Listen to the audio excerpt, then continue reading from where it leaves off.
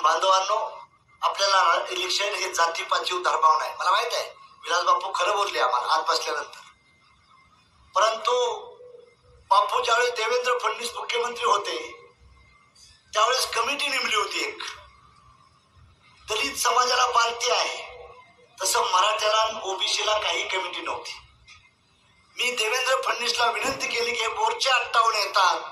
ही पोरं देखील अतिशय चांगली भूमिका त्यांची मागणी आहे. शाहू राजाने या देशात पहिलं आरक्षण दिलं. त्याच्या अगोदर आरक्षण नव्हतं. बापू शाहू महाराजांना पहिलं आरक्षण दिलं. शाहूनं आरक्षण दिल्यानंतर बाबासाहेबांना पार्लमेंटमध्ये तिथे अंमलबजावणी केली आणि घटनेत तरतूद केली. मराठा समाजाला त्यावेळेस आरक्षण होतं लोणीकर साहेब. पण नंतर काय झालं, आपल्या हेवे देवामुळे आम्ही ते नाही म्हणून आम्ही घेतलं गेलं नाही. विदर्भातल्या मराठा समाजाला कुणबी म्हणून सर्वांना मिळालं. फक्त आमच्या पश्चिम महाराष्ट्रातल्या मराठ्याला आणि मराठवाड्यातल्या मराठ्याला मिळालं नाही.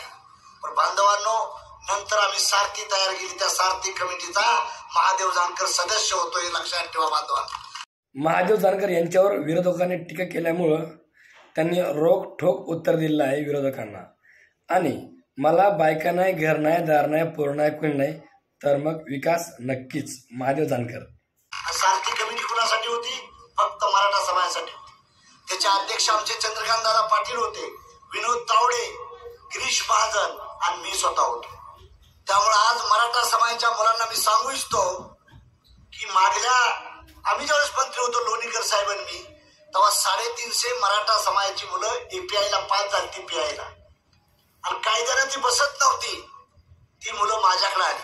त्यात मराठा, माळी, धनगर, ओबीसीची मुलं होती. काही मराठ्याची मुलं त्यात 210 होती आणि त्यांना ते परवाही मिळत नव्हतं.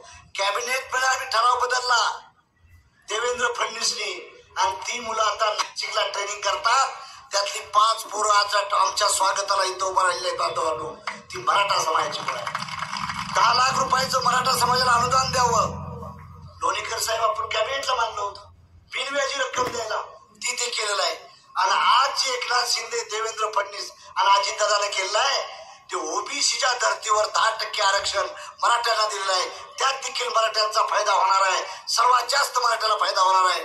त्यामुळे हे बांधवांनो, माझ्यावर टीका करायचं काही साधन नाही. म्हणून आमचे विरोधी मित्र लोकसभेचे कॅन्डिडेट कुठला तरी बायकावा करतात. म्हणून माझी विनंती आहे, भाऊसाहेब गोरेनं फार चांगलं सांगितलं. त्याच्या अगोदर भाऊसाहेब गोरे महात्मा फुलेंनी गुलामगिरी नावाच्या पुस्तकात लिहिलं आहे, माळी, मराठा आणि धनगर एका जायची पोर आहेत. हे गुलामगिरी मध्ये लिहिले महात्मा फुले. शाहू महाराजांनी स्वतः राजा असताना होळकरांच्या घरी पुतळाबाई म्हणून धनगराच्या घरी पहिली पोरगी दिली आणि धनगर मराठा पहिला विवाह केला. आज आम्हा मंडळात छेद केला जातो. पण मी विरोधकाला सांगतो, तू जातीवाद किती कर, बबनराव लोणीकर, राजेश विटेकर, बोर्डीकर, ही तमाम जनता माझ्या मागे असल्यामुळं 2.5 लाखाचा विजयाने विजय होणार आहे लक्षात ठेवा. आणि बापू म्हणले, विलास बापू ती खरं होणार आहे. दिल्लीतून मी खासदार म्हणून राहून तुझ्या घरी जेव्हा येईल तेव्हा पट्ट्या मंत्री म्हणूनच येते लक्षात ठेवा. आणि त्यावेळेस विकास कसा होत नाही. मला 17 भाषा येतात, 17. मला घर नाही, दार नाही, बायका नाहीत, पोरं नाहीत. सगळा फटिंग महादेव जानकर आहे. विलास बापूची माझी ओळख 22 वर्षाच्या अगोदर आहे. मी ज्यावेळेस यशवंत शिरीत फिरत होतो, या बापूच्या जावयानं मला 5,000 रुपये वर्गण दिली. 5,000 रुपये दार घातला होता. हा माणूस कोण आहे म्हणजे.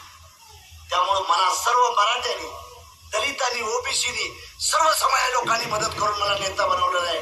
लोणीकर साहेब, मी एकट्या जातीच्या जेव्हा झालं नाही, सर्व समाजाला मला नेता बनवलेला आहे. माझी तुम्हाला विनंती आहे, कास्टलेस समाज तयार करणं ही माझा अंतिम ध्येय आहे. जातीविहान समाज निर्माण झाला पाहिजे ही आमची भूमिका आहे. शाहू आम्हाला चांगला वाचता येतो, बाबासाहेब, शिवाजी आम्ही चांगला अभ्यास करून पेरलो आहे. त्यामुळे आमच्यावर नैतिकतेचं धडं शिकवण्याचं भानगड कुणी करू नये. मला विकासाच्या मुद्द्यावर मी परभणीचं इलेक्शन लढवतोय. लोणीकर साहेब, तुम्ही तिथं फंड आणला, विकास पुरुष ठरला. माझ्या परभणीला 45 दिवसातून पाणी प्यायला मिळत नाही. धुळीशिवाय नाही. बबनराव लोणीकरांच्या बंगल्यावर जातानाच रस्ता आहे. चांगला परभणीतला रस्ता कुठला आहे? फक्त लोणीकर साहेबांच्या बंगल्यावर जाताना. बाकी 99% रस्त्यावर चालता सुद्धा येत नाही, पाणी सुद्धा प्यायला नाही. ही अवस्था आहे आमची. 7,000 एकर जमीन आमची युनिव्हर्सिटीच्या कृषी विद्यापीठाची इरिगेटेड नाही, पाणी नाही, विजेची बोंबाबोंब आहे. ही अवस्था आमच्या परभणीची आहे.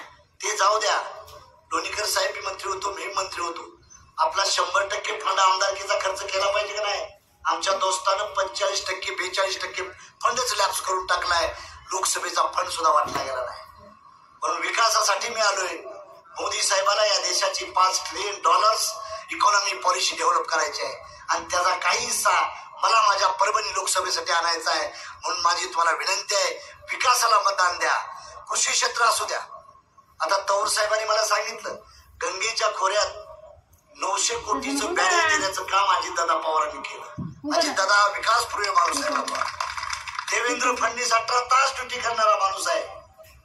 मराठा समाजाला खऱ्या अर्थाने किंवा धनगरांना न्याय द्यायची भूमिका केली असेल एका ब्राह्मण देवेंद्र फडणवीसनं केलंय. हे लक्षात ठेवा बांधवांनो. आम्हाला एसटी सवलत मिळाली नाही धनगरांना, पण एसटीच्या सवलती लागू होण्यासाठी 22 आदिवासीच्या योजना धनगर समाजाला लागू करण्याचं काम त्या माणसानं केलं. आणि आम्ही त्याला जाती म्हणून बापू काय करतोय, टीका करतोय. हे असं न होता आपण मंडळींनी ह्या गोष्टीचा विचार करावा. विकासाला मतदान. माझं मत एकच मत माझं आहे, पण मोदी साहेबांच्या पंतप्रधान पदासाठी फायद्याचा होणार आहे. म्हणून माझी विनंती आहे, मोदी साहेबांना विनंती केली. लोणीकर साहेब मंत्री होते, देवेंद्र फडणवीस साहेबांना, सुधीर भाऊला आम्ही हात धरला, तेवढं बजेट द्यायचं साहेब. माझ्या खात्याला म्हणजे आमचं खातं ओळखतच नव्हतं. पशुसंवर्धन, दुग्ध आणि मत्स्य, कारण मी भाजपचा नव्हतो, मी होतो मित्र पक्षाचा. आम्हाला ते खातं दिलं, पण ते खातं 12,500 कोटीवर नेलं आणि मोदी साहेबांनी माझा एक्सलंट मिनिस्टर म्हणून दिल्लीत सत्कार केला बांधवांनो. म्हणून माझी तुम्हाला विनंती आहे, शेतकऱ्याचं खातं होतं, त्याला आम्ही न्याय द्यायची भूमिका केली. आपल्या भागाचा अग्रवाल साहेबांनी फार डिटेल चांगलं मानलं शिवसेनेच्या, परतूर रेल्वे स्टेशन आहे. आमची विनंती आहे, लोणीकर साहेबांनाही मी घेऊन जाईल, देवेंद्र फडणवीसकडं, मोदीकडं, अजितदादाकडं, एकनाथ शिंदेकडं. आम्हाला वंदे भारतची ट्रेन बनवायसाठीच आम्हाला कोचची फॅक्टरीज माझ्या मतदारसंघात काढायची आहे. म्हणून मी त्यांना आग्रह करेन, वंदे भारत ट्रेन जी आता पश्चिम बंगालवर येते तीच मला माझ्या परभणी लोकसभा मतदारसंघात तयार करण्यासाठी. आणि मला माहित आहे त्यांचा माझा शब्द ते बोलणार नाही, माझं ऐकतील ते. म्हणून बांधवांनो, विकासाच्या विजन दिसतील. MIDC स्टार MIDC नाही. चला तुम्ही सातारा सांगली पुण्याचं बघा विलास बापू. आमच्याकडे कसं होतंय, आमच्या पार्ट्या वेगळ्या असतो ना, पण विकासाला सारे आम्ही एकत्र असतो. म्हणून तीच भूमिका, तीच डेव्हलपमेंटची थीम आपल्याला परभणीला आणायची आहे. माझ्या विनंती आहे बांधवांनो, माझं चिन्ह शिट्टी आहे, शिट्टी चिन्ह आहे. शिट्टीचं एक मत मिळालं तर मोदी साहेबांच्या पंतप्रधान सणाला आणि आपल्या भागाचा विकास करण्यासाठी मोदींना पंतप्रधान करणं गरजेचं आहे. म्हणून माझी नम्र विनंती आहे, तुम्ही मला मतदान देऊन विजयी करताल अशी अपेक्षा व्यक्त करतो आणि मी आपली रजा घेतो. जय हिंद, जय भारत.